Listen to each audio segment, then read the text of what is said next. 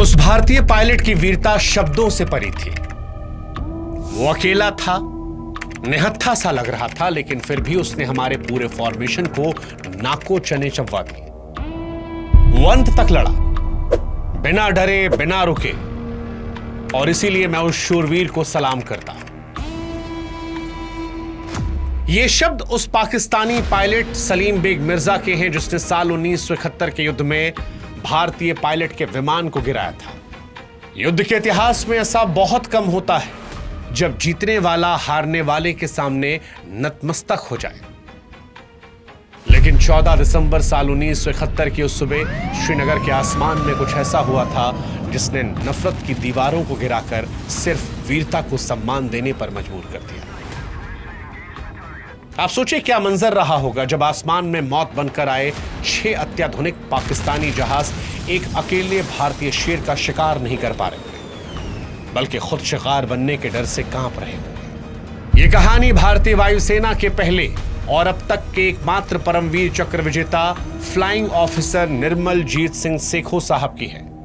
भारतीय वायुसेना के 90 साल के इतिहास में हजारों पायलट हुए, कई युद्ध हुए, लेकिन निर्मल जीत सिंह सेखो जैसा कोई दूसरा नहीं हुआ। वो अकेले हैं उस लिस्ट में, और यही बात उन्हें 1 in a billion बनाती है। एक ऐसा नाम जो सिर्फ एक पायलट नहीं बल्कि हवा में तैरती हुई नंगी तलवार का नाम था। ये कहानी इसलिए क्योंकि बॉर्डर 2 में दिलजीत दोसांझ इन्हीं का किरदार निभा रहे। फिल्म में क्या दिखाया जाएगा हम नहीं जानते, लेकिन आज उनकी पूरी सच्ची और असली कहानी हम आपको सुनाएंगे। इस कहानी की शुरुआत होती है वीरों की धरती पंजाब से। लुधियाना का एक छोटा सा गांव इसेवाल, तारीख 17 जुलाई साल 1943। सिख परिवार में एक बच्चे का जन्म होता है। पिता तरलोचन सिंह सेखो खुद वायुसेना में थे, इसलिए आसमान से मोहब्बत तो विरासत में मिली थी। निर्मलजीत सिंह सेखो बचपन से ही आम बच्चों से अलग थे। कद 6 फीट से ज्यादा, सीना चौड़ा, आंखों में ऐसी चमक जो बताती थी कि यह लड़का जमीन पर चलने के लिए नहीं बादलों को चीरने के लिए बना है। बचपन में जब भी विमानों की गड़गड़ाहट सुनाई पड़ती तो नन्हे निर्मल सारा खेल छोड़कर आसमान की तरफ टकटकी लगाकर देखते।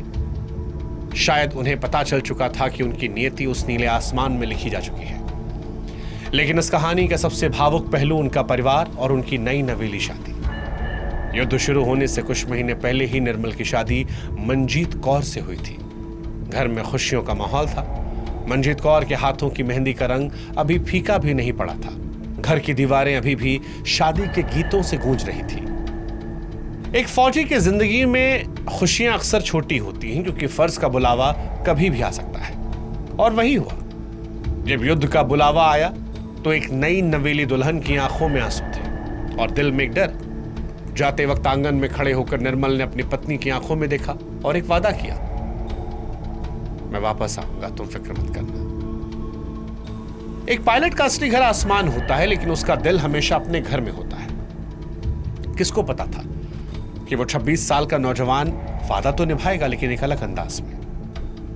वो लौटा, लेकिन पैरों पर चलकर नहीं, तिरंगे में लिपटकर। उस दिन उन्होंने अपने प्रेम से ऊपर अपने फर्ज को चुना। अपनी पत्नी के आंसुओं से ज्यादा भारत मां की हिफाजत को महत्व दिया। ये त्याग उन्हें बाकियों से अलग बनाता है, क्योंकि सरहद पर जाने वाला हर जवान सिर्फ अपनी जान दांव पर नहीं लगाता, वो अपने पीछे छूट गए पूरे परिवार के सपनों को भी दांव पर लगाता है।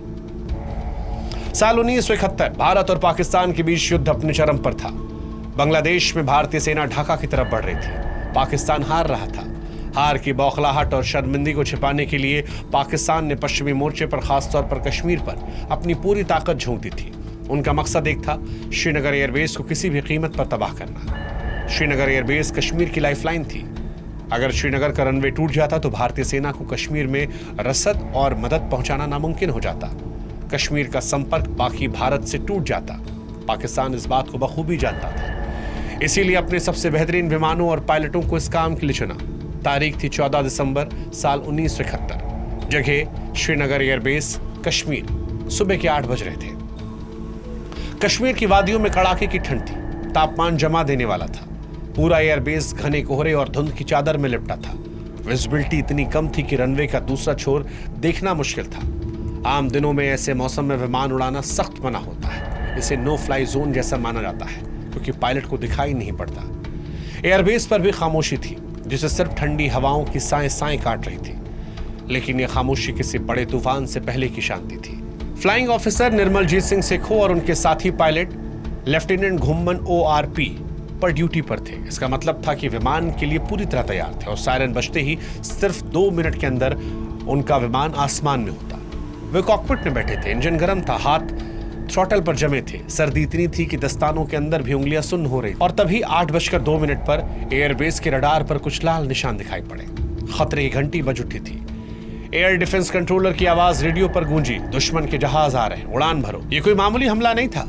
पाकिस्तानी वायुसेना के पेशावर एयरबेस से 6 अत्याधुनिक F-86 सेबर जेट्स का एक पूरा फॉर्मेशन श्रीनगर को नस्तनाबूद करने के लिए आ चुका था। वे पाकिस्तान के एलीट 26 स्क्वाड्रन के बेहतरीन पायलट थे, जिन्हें ब्लैक स्पाइडर्स कहा जाता था।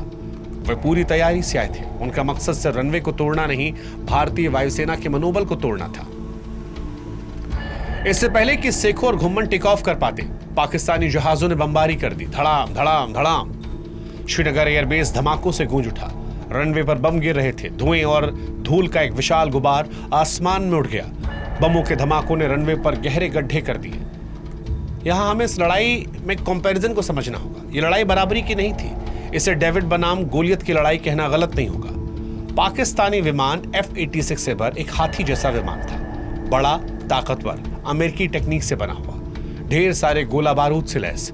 उनके पास 6 मशीन गन्स थी जो 1 सेकंड में हजारों राउंड फायर करती थी। वो ज्यादा ऊंचाई पर उड़ सकते थे।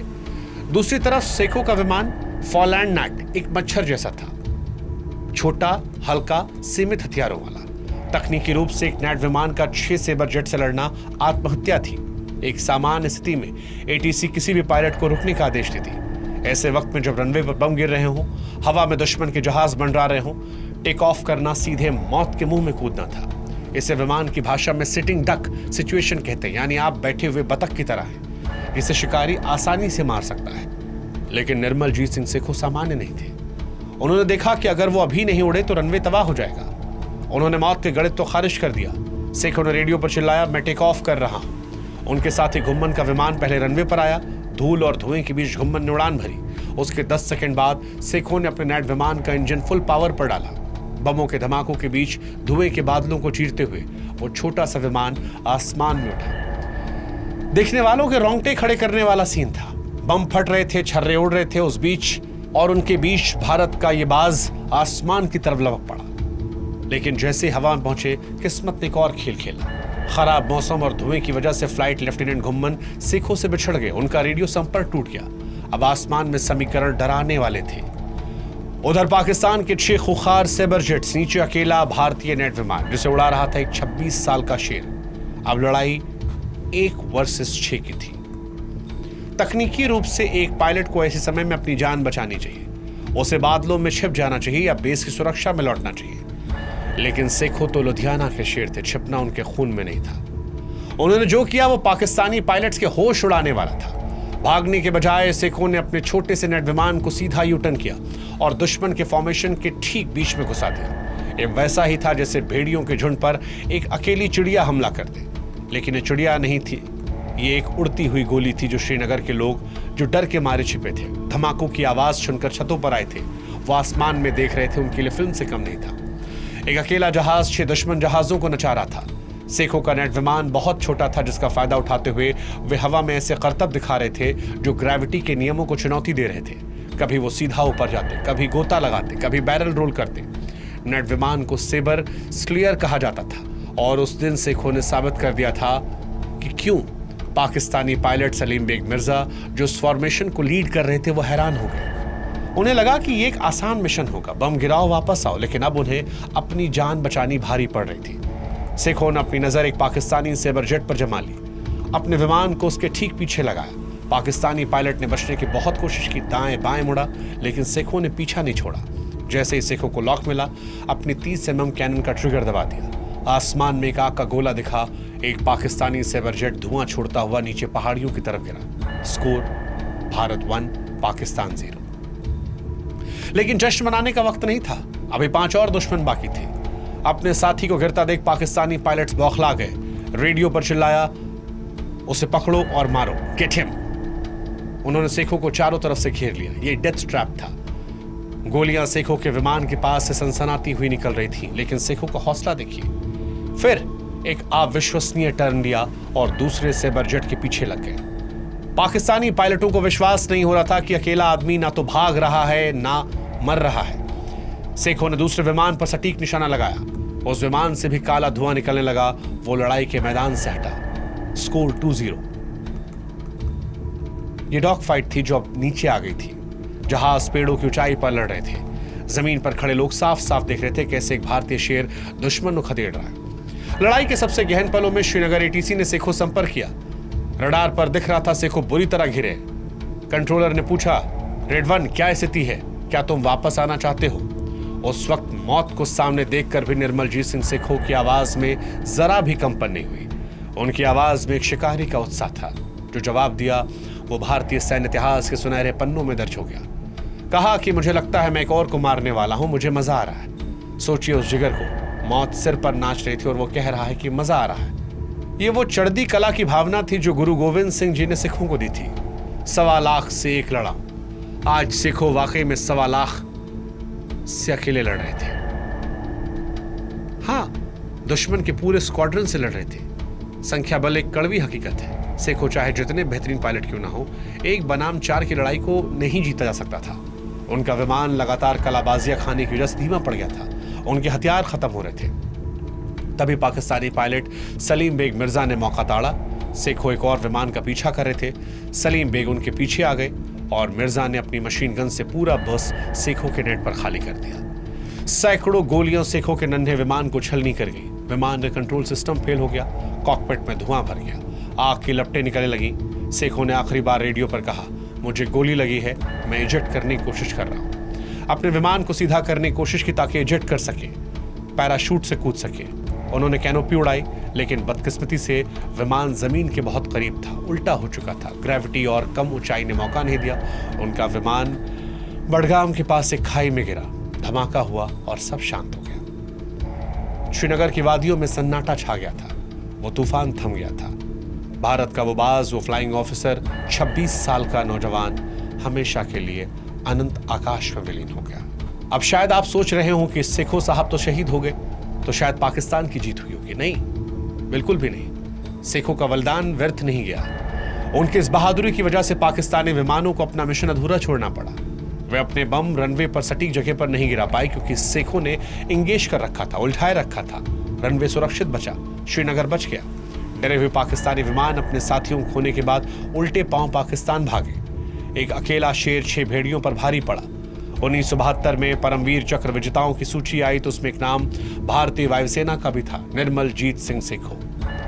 यहां यह जानना जरूरी है कि परमवीर चक्र अक्सर थल सेना को मिलता है क्योंकि वो जमीन पर कब्जा करते हैं। हवा में कोई जमीन नहीं होती, हवा में सिर्फ मौत होती। और आप, भारतीय वायुसेना के 90 साल के इतिहास में हजारों पायलट हुए, कई युद्ध हुए, लेकिन निर्मलजीत सिंह सेखों जैसा कोई दूसरा नहीं हुआ। वो अकेले हैं उस लिस्ट में और यही बात उन्हें 1 in a billion बनाती है।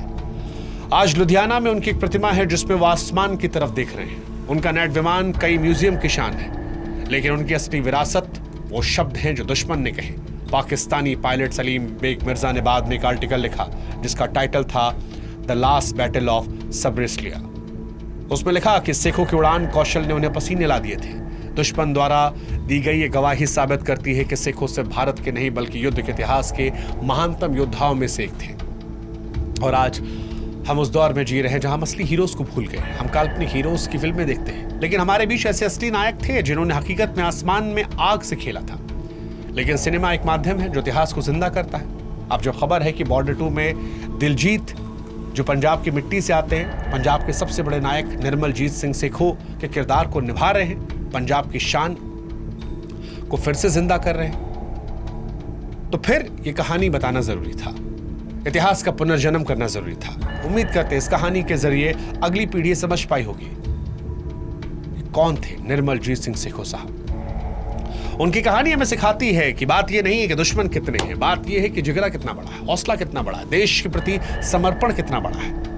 और अंत में इतना ही कहेंगे, निर्मलजीत सिंह सेखों साहब सिखाते हैं कि गीदड़ तो झुंड में आते हैं, शेर अकेला शिकार करता है। 14 दिसंबर साल 1971 को श्रीनगर के आसमान में सिर्फ एक शेर था, वो शेर निर्मलजीत सिंह सेखों। जय हिंद, जय भारत और जय भारतीय वायुसेना। जय निर्मलजीत सिंह सेखो साहब।